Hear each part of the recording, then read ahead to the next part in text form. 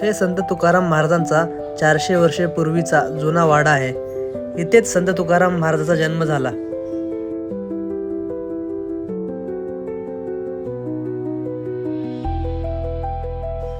तर रामकृष्ण हरी मंडळी, मुख्य मंदिराच्या उजवीकडे हा वाडा येतो.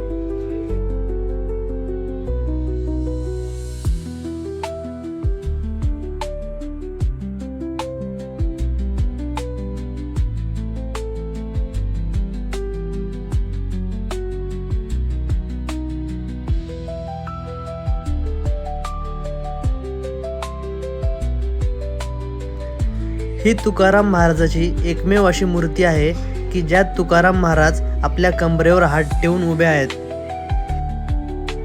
बाकी सगळीकडे तुम्हाला त्यांची मूर्ती बसलेली, हातामध्ये विणा घेऊन, चिपळ्या घेऊन अभंग करताना दिसेल.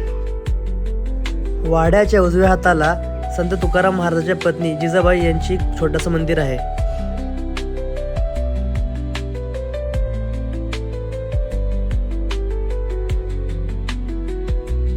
वाड्याच्या बाहेर पडल्यावर डाव्या हाताला हा इनामदार वाडा लागतो.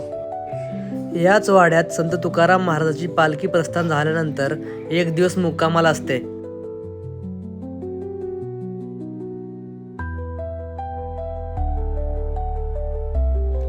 आता या वाड्यात संत तुकाराम महाराजांचे वंशज राहतात.